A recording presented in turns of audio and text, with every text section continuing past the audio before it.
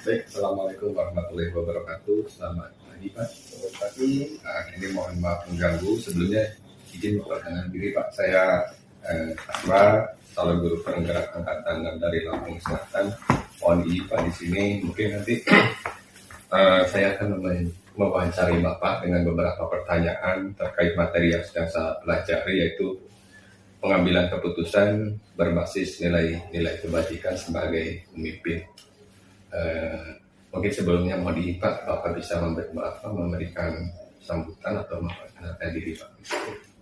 Baik. Assalamualaikum warahmatullahi wabarakatuh. Saya Sahrianto, Kepala Sekolah SMK Negeri 1 Sanipuro. Ya. Dalam hal ini saya menyambut baik sekali apa yang telah disampaikan oleh Pak Taswa untuk wawancara dalam hal pengambilan keputusan ya, pengambilan keputusan dengan nilai kebajikan ya. Nah ini tentunya semua kita adalah calon pemimpin ya, kita semua adalah pemimpin yang harus mempunyai suatu keputusan ya, yang ditunggu-tunggu keputusan kita oleh teman-teman kita ya, para teman-teman kerja kita, yang itu ya nantinya sangat akan berdampak pada lingkungan kerja kita. Gitu ya. Jadi sangat terima kasih. Baik, izin Pak, mungkin ya, terkait pengambilan keputusan berbasis nilai kebajikan sebagai pemimpin, ini di mana di dalam pengambilan keputusan ini kita kan mungkin di dalam sekolah kita ini terkadang ketika mengambil keputusan itu ada hal-hal yang mungkin bertentangan atau yang dimaksudkan dengan dilema etika, ketika misalkan harus mengambil keputusan seperti ini nanti bertentangan dengan ini, itu mungkin nanti yang saya tanyakan itu terkait itu. Pertanyaan pertama Pak, selama ini bagaimana Bapak dapat mengidentifikasi kasus-kasus yang merupakan dilema etika atau bujukan moral Pak? Baik, terima kasih. Jadi betul apa yang Bapak sampaikan, bahwasanya di dalam kehidupan kita di organisasi sebagai sekolah ini, kita sebagai manajer ini banyak hal, banyak tantangan, banyak masalah di dalam menentukan sebuah keputusan, terutama masalah etika, moral ya. Yang bila mana kita di dalam pengambilan keputusan itu salah, maka akan sangat berdampak dalam kehidupan hubungan antar teman. Ini maka diperlukan sebuah strategi. Gitu ya. Jadi dalam pengambilan keputusan ini, kalau toh itu ada sebuah permasalahan yang mungkin sama-sama baik ataupun itu sama-sama buruknya, nah ini langkah yang harus kita lakukan ya biasanya adalah ya kita, kalau bahasa saya itu sourcing gitu ya, kita sama-sama lah kita kumpulkan dua orang yang punya pendapat tadi ya, itu nilai-nilai baiknya di mana, dan kita ini kan bersama, kita simpulkan bersama, kita lihat sisi baiknya di mana, dan dengan pertimbangan tertentu dilaksanakan secara bersama. Nah kemudian Pak, ketika menghadapi kasus-kasus yang ada nilai kebajikan yang bertentangan, contohnya misalkan nilai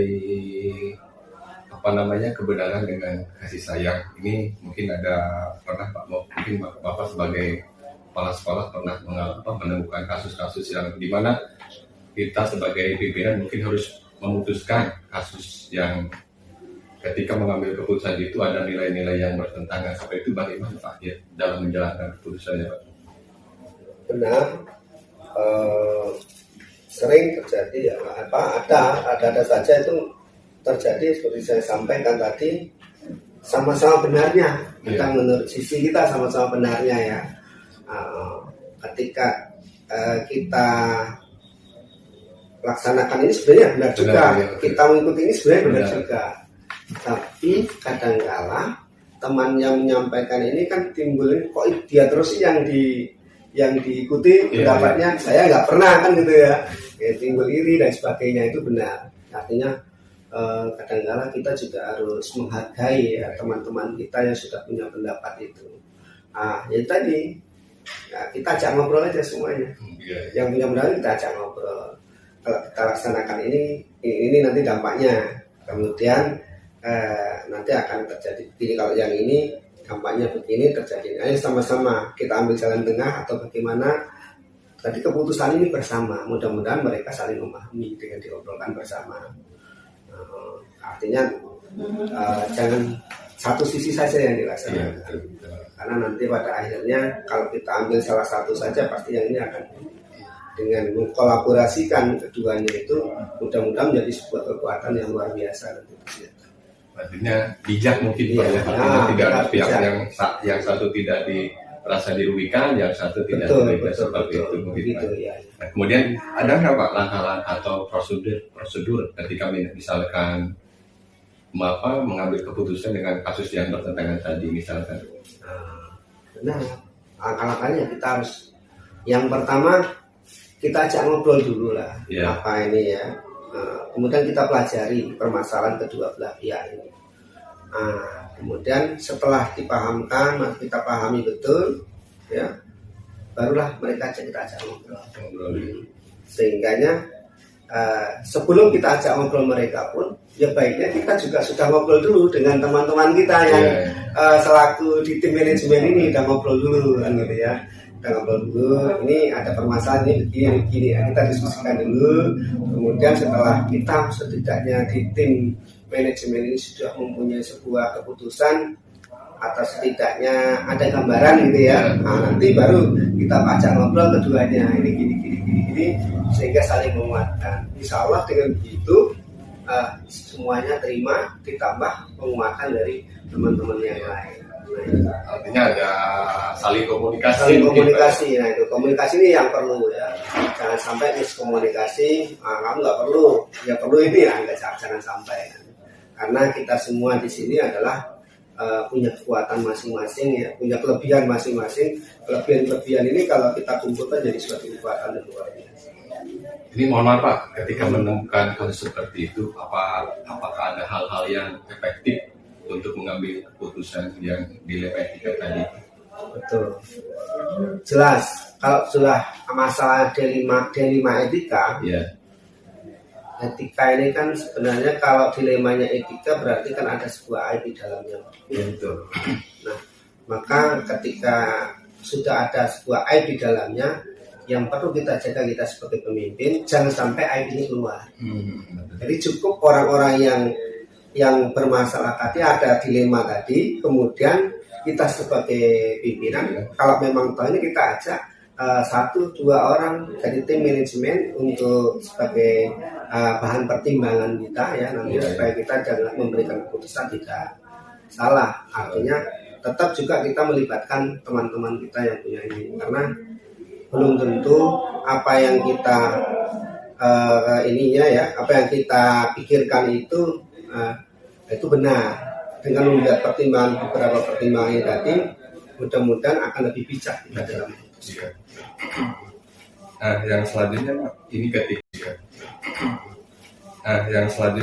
ini ketika memutuskan mengambil keputusan kasus dilema etika yang kami Bapak hadapi Pak, ada nggak Pak tantangan ketika mengambil keputusannya? Kalau tantangan tentu ada, ya. Kadang-kala kita memutuskan sebuah dilema etika, ya, yang harus bertentangan dengan permasalahan hukum. Nah, ini luar biasa ya, luar biasa. Karena aturan yang harus kita inikan ya. Namun sepanjang itu bisa kita atasi dengan kekeluargaan, ya, tidak sampai mencuat dan tidak sampai pada isinya orang banyak yang tahu ya, sehingganya cukup selesai di situ dan saling memaafkan, saling ini, kemudian itu saya kira tidak ada masalah. Hanya kalau sudah kita buat mereka itu justru seolah yang benar ini biasanya itu akan mencuat dan itu justru akan merugikan kita semua. Maka azas kekeluargaan itu tetap yang paling kita junjung gitu ya. Iya. Selanjutnya Pak, ketika misalkan Bapak akan menemukan kasus tadi Pak di Dilema Etika. Nah, apakah pengambilan keputusan atau penyelesaiannya itu langsung dilakukan pada saat itu atau menunggu jadwal berikutnya Pak, sesuai dengan jadwal, misalkan Bapak menentukan jadwal nanti di hari ini penyelesaiannya atau langsung diselesaikan pada saat itu juga Pak? Kalau kita temukan sebuah masalah begitu, tidak bisa langsung kita karena kalau langsung biasanya kita pertimbangannya kurang, langsung menjudgment seolah orang itu salah, tanpa melihat latar belakang dia itu begitu apa, kan gitu ya. Nah, sehingganya kita cari informasi dulu, sambil mengulur waktu, mungkin kita jadwalkan ya nanti di hari ini kita ketemu, atau kita panggil nanti di hari ini yang menghadap di tempat yang mungkin karena ini permasalahan etika dan moral, ya bagaimana berupaya dalam penyelesaiannya jangan banyak orang lain yang ikut campur. Bahkan kalau bisa ya cukup yang bermasalah dengan kita dan masalahnya selesai di tangan kita, orang lain tidak perlu tahu. Nah itu yang sehingga tidak perlu dikomunikasikan, sehingga lingkungan tetap kondusif. Itu yang harus kita jaga. Karena kan kadang misalkan ada kasus-kasus itu kan ada yang dipublikasikan di Facebook, terus kemudian di media sosial, mungkin gimana itu Pak? Kurang baik atau gimana? Ya kalau menurut saya tidak baik ya. Suatu aib siapapun tuh, kita selaku ya umat yang beragama ini kalau bisa ya ditutup lah aib orang itu. Kalau bisa ditutup, mudah-mudahan ya kalau kita menutup aib orang lain ya, mudah-mudahan aib kita juga ditutup, dengan harapannya kan begitu. Nah ini kemudian dengan ditutupnya aib bukan berarti kita biarkan.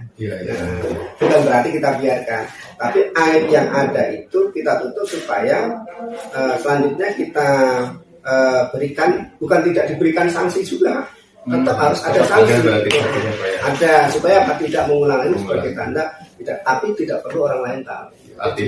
Artinya mungkin ketika misalkan siswa yang bermasalah tetap nanti di keputusan itu ada dengan catatan mungkin ya? Iya, ada dengan catatan. Mungkin dengan tujuan siswa tersebut bisa memperbaiki. Betul.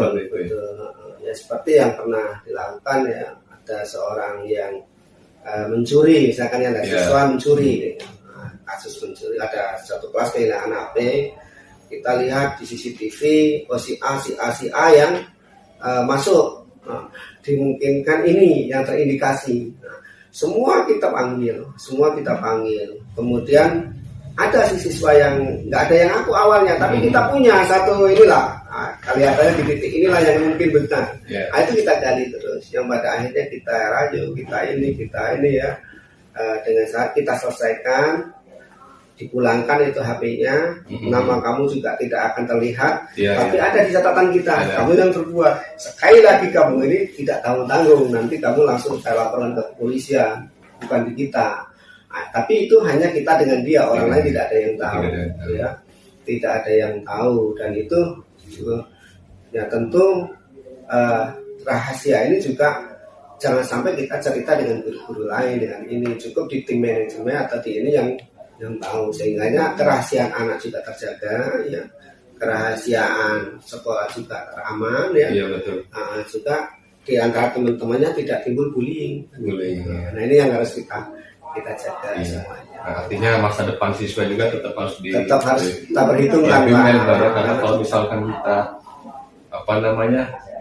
sesuai dengan aturan, misalkan ini nanti anak juga bagaimana? Benar.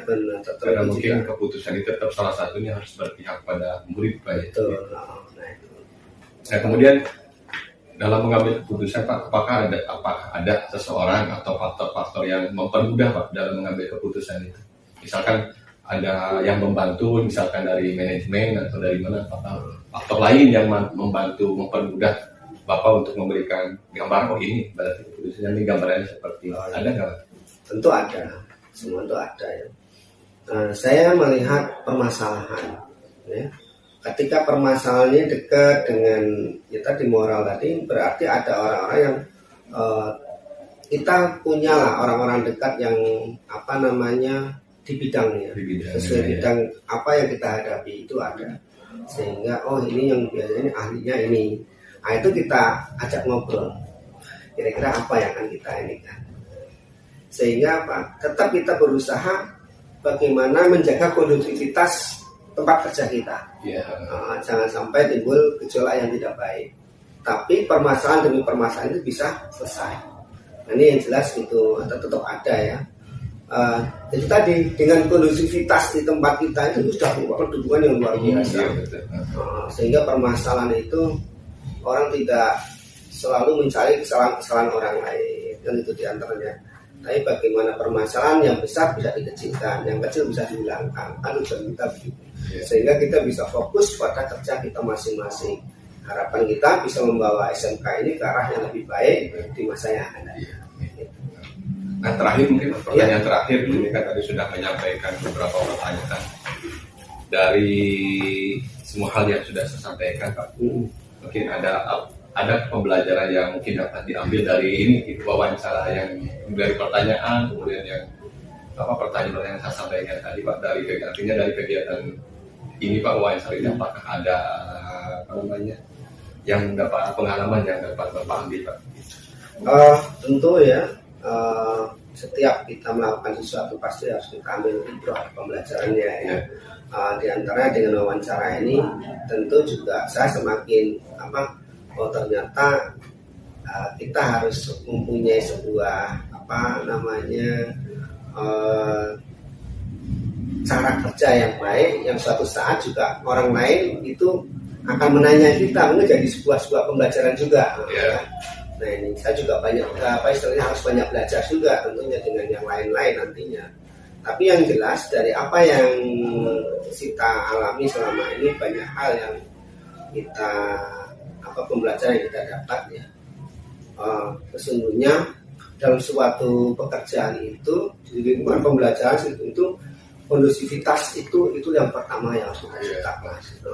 Disiplinan anak dan sebagainya tetap kondusif, dan antar guru, antar siswa dengan siswa, siswa dengan guru, dengan kondusivitas itu yang harus kita ciptakan, itu utama supaya pembelajaran bisa kondusif kan itu bisa. Nah setelah itu ya, tiap ada masalah-masalah itu harapan kita jangan sampai merubah kondusivitas ini. Nah ini pengalaman yang kita ini ya, sehingga bagaimana sebuah masalah-masalah itu bisa kita atasi tanpa harus membuat keruh suasana. Nah yang pada akhirnya dengan harapan dengan hal-hal semacam itu mudah-mudahan orang pada fokus dalam kerjanya, dan apa yang ditetapkan dalam tujuan kerja kita itu bisa tercapai. Nah, itu. Mungkin itu, Pak. Ini terima kasih, Pak. Mohon maaf mengganggu waktunya. Artinya dari wawancara ini menjadi suatu ilmu dan pengalaman bagi saya. Artinya setiap orang kan sudah pemimpin, Pak. Saya kan pemimpin pembelajaran. Mudah-mudahan dari apa yang Bapak sampaikan itu menjadi ilmu buat saya, supaya saya kedepannya bisa lebih baik lagi ketika mengambil suatu keputusan. Lagi terima kasih, Pak. Ya, sama-sama, Pak. Terima kasih, Pak. Oke, baik. Assalamualaikum warahmatullahi wabarakatuh.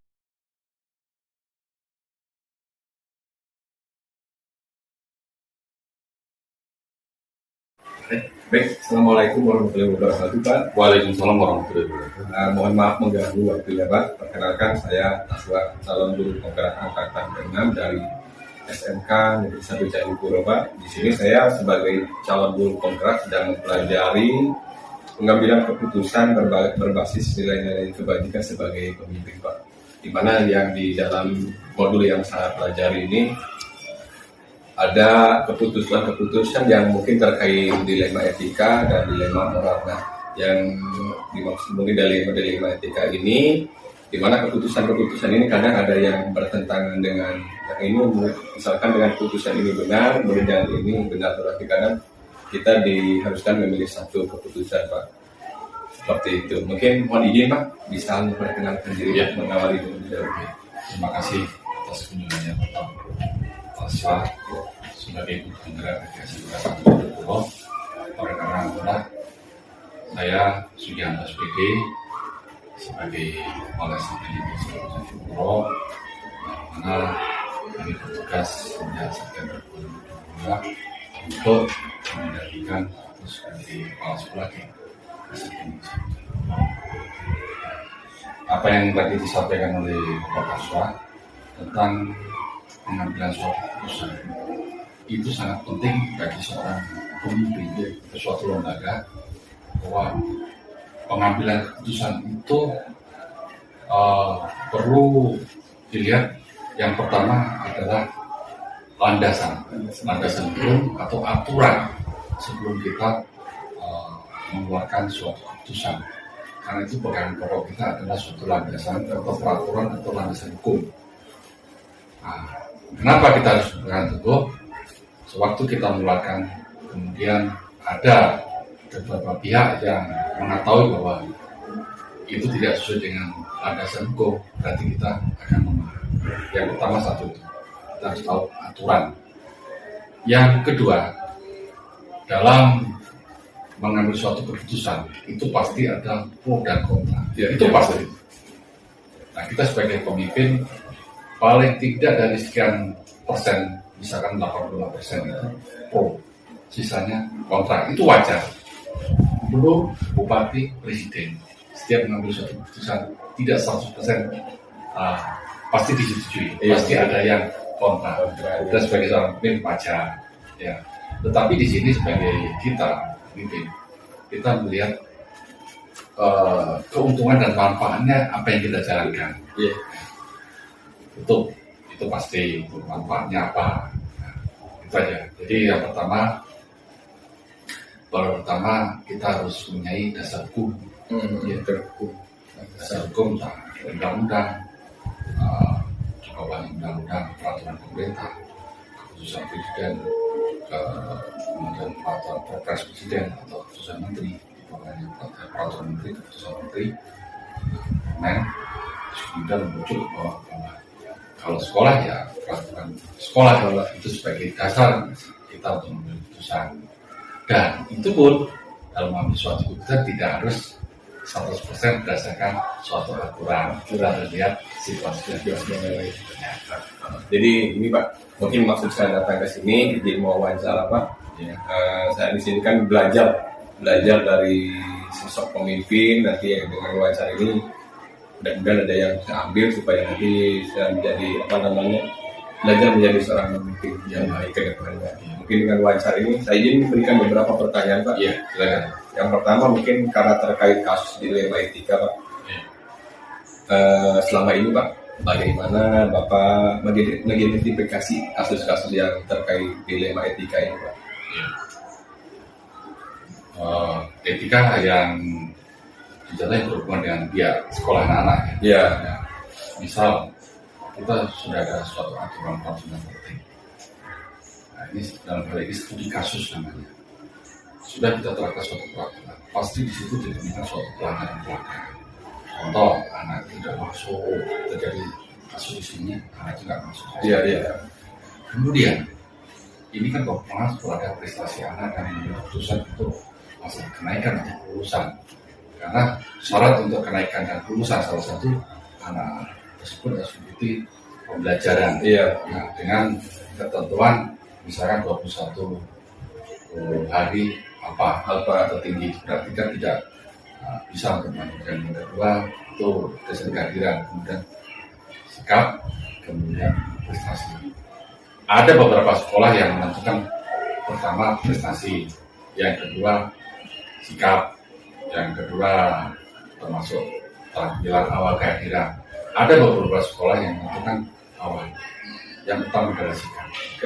Terus yang kedua adalah kehadiran, yang terakhir adalah pengetahuan. Itu banyak-banyak hal.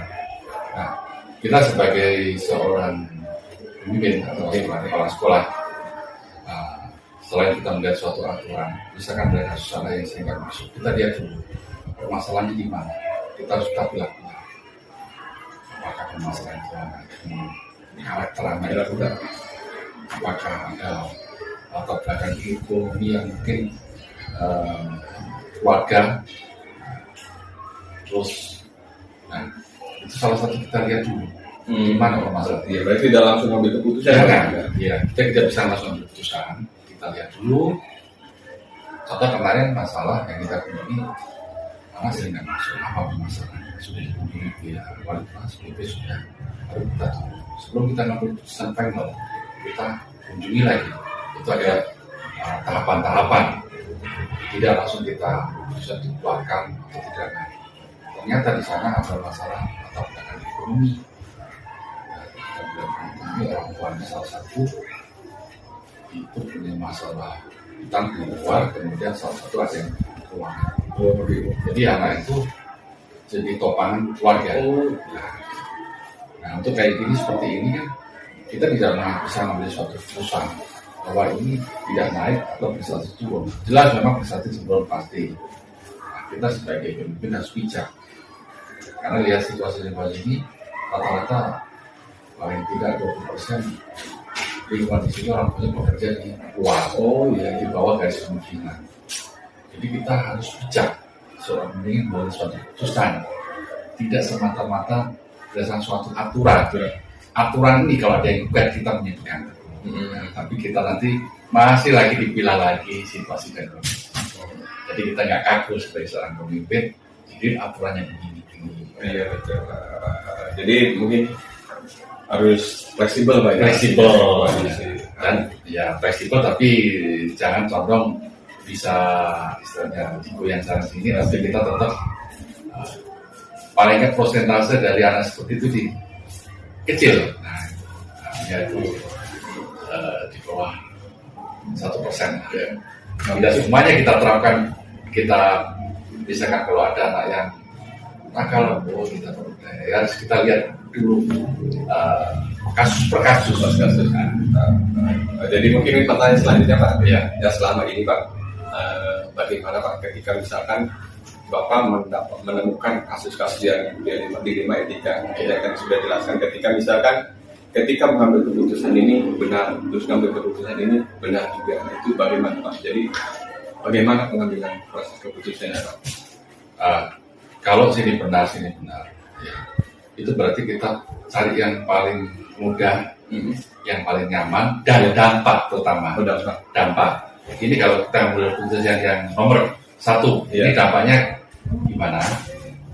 Artinya dampaknya itu dampak buruk atau jangka panjang, jangka pendek, akibatnya itu. Terus yang kedua kalau kita ambil keputusan yang kedua, baik juga, tapi manfaatnya besar nggak daripada yang pertama? Itu. Jadi dilihat dari segi manfaatnya juga, terus dampak ini nanti gimana ke depannya.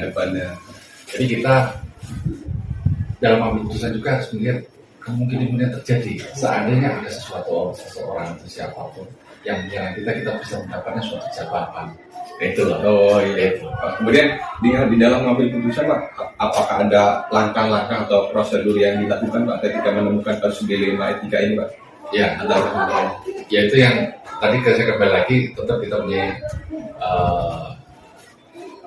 terutama aturan itu. Ya, kemudian kita melihat situasi di situ. Yang kedua kita pada lingkungan itu kita berbagi, maksudnya pertimbangan gimana ini. Jadi supaya kita keputusan itu sama-sama gitu. Iya. Artinya sama-sama itu dalam arti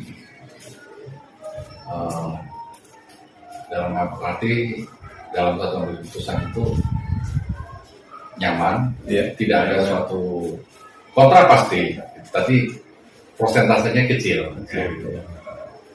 Kemudian yang selanjutnya Pak, mungkin ketika mengambil keputusan Pak, apakah ada hal-hal yang Bapak anggap efektif dalam mengambil keputusan Pak?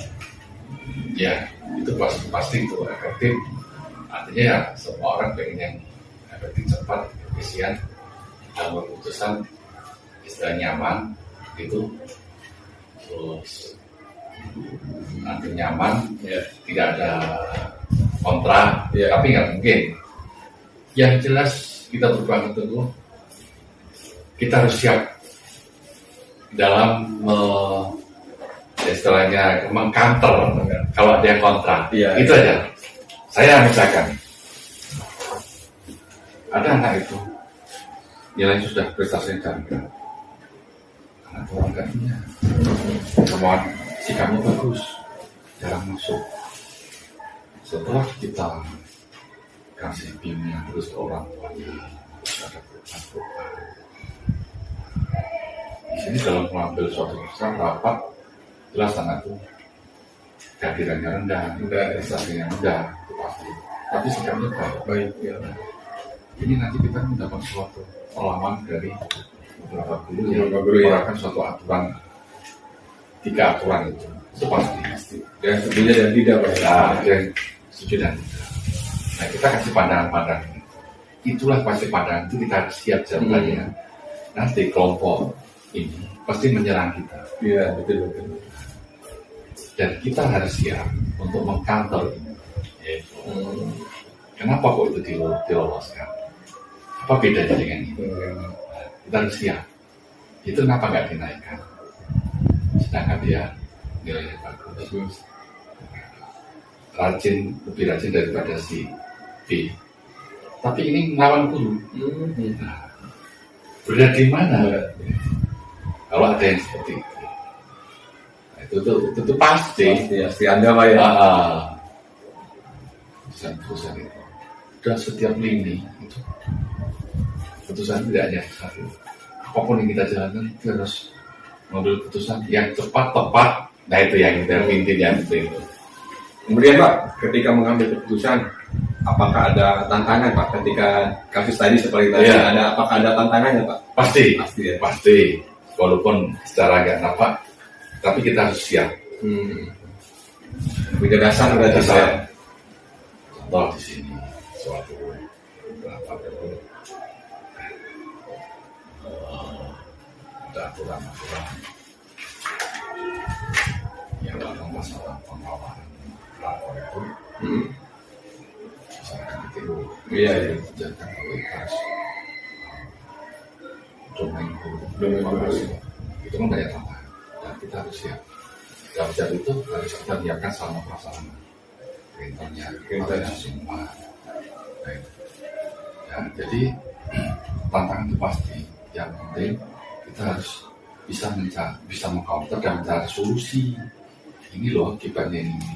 Kalau ini kita coba nanti itu pasti ada tantangan. Dan juga kita harus siap.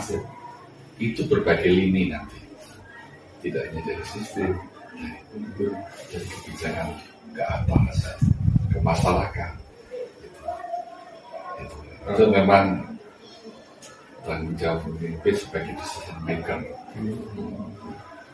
Dan perlu kita sebagai pemimpin juga sebelum kita ngambilkan keputusan ini, kita perlu pertimbangkan orang yang terdekat. Bagaimana bagus nggak ini? Ini bagusnya. Nah, kalau ini gimana? Kalau kita belakang ini, lagi pagi ini mana? Nah, kalau yang satu ini gimana? Nah, itu tetap perlu diskusi sama partner kerja teamwork. Jadi tidak bisa kita ngambil suatu keputusan yang satu ini namanya otoriter. Kita bekerja bersama suatu tim. Ada tim kan. Kalau sekolah itu ada kepala sekolah, wakil kepala sekolah. Kita bicarakan. Berarti tetap harus melibatkan satu tim. Tapi terakhir tetap kepala sekolah sebagai pengambil keputusan dengan pertimbangan 1, 2, 3.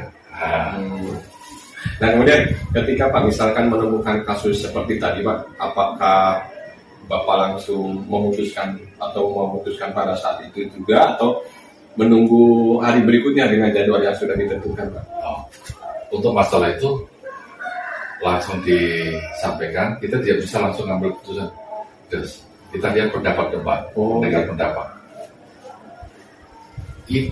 Misalkan dalam suatu forum rapat dari si A, si B, si C, pendapatnya setuju, itu tidak setuju. Dari situlah, terus kemudian kita sudah dengan pendapat dari teman-teman, baru kita tanyakan kepada rekan tim, di mana baru kita akan menarik suatu keputusan. Kesimpulan begini, kalau ini dilakukan, ini akibatnya. Tapi kita sudah punya rencana bahwa rencana yang akan kita kumpulkan si B.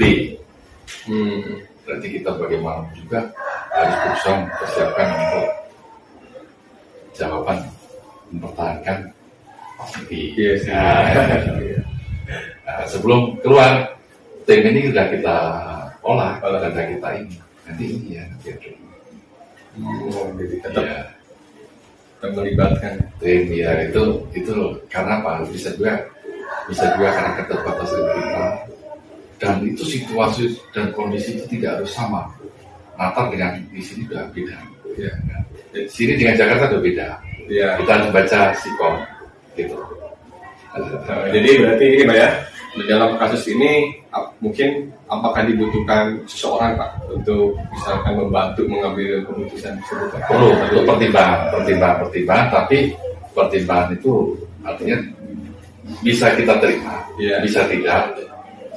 Tidak hanya satu orang, beberapa yang dianggap membantu kita. Nah, kita ambil syukur-syukur satu begini gitu. Tatkala ada serangan yang lain, kita tuh nyaman dan bisa mengcounternya Ya. bersama-sama. Ketika ada yang Jadi bertentangan mungkin Pak ya. kita tidak disalahkan. Oh, keputusan wajar kalau ada yang kontra. Tapi kalau yang kontra 25% itu wajar. Tapi kalau yang kontra sudah 85%, kita harus siap. Nanti kita salah mengambil keputusan. Kuncinya di situ ya. Suatu keputusan tidaknya atau tidak dari berapa besar orang yang tidak nggak setuju atau kontra itu wajar. Karena kita negara demokratis. Jadi mungkin itu Pak. Jadi pertanyaan-pertanyaan yang sudah saya sampaikan tadi mungkin sudah cukup Pak untuk pertanyaannya. Nah terakhir mungkin pertanyaan terakhir Pak, dari ini saya mau wawancara ini Pak, apakah ada manfaat yang bisa dapat diambil Pak?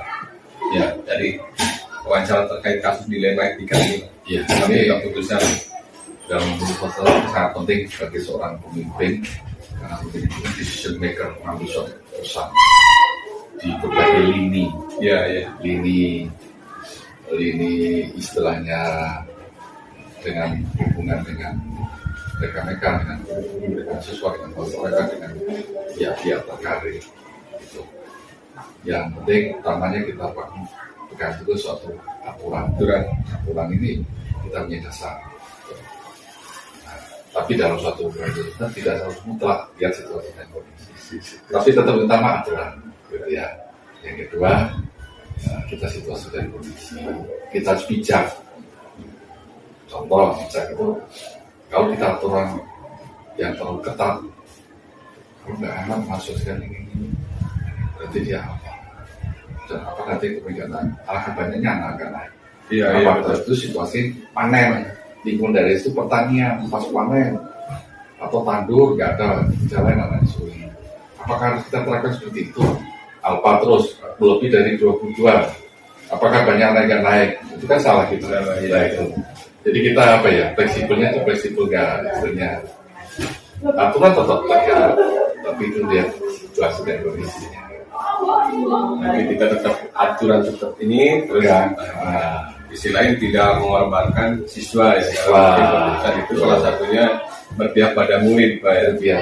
Pada murid, dan terakhir mungkin bisa kita pertanggungjawabkan ya menjadi keputusan kita. Karena kalau lingkungannya lingkungan pertanian, anak suruh orang tua 3% sudah bilang baru sangat. Anaknya kalau panen banyak yang nggak masuk, Iya. mau kita nggak bisa nanti suatu keputusan berarti ini nanti nggak naik, nggak bisa. Ya habis. Ya intinya Pak, terima kasih. Ini luar biasa Pak.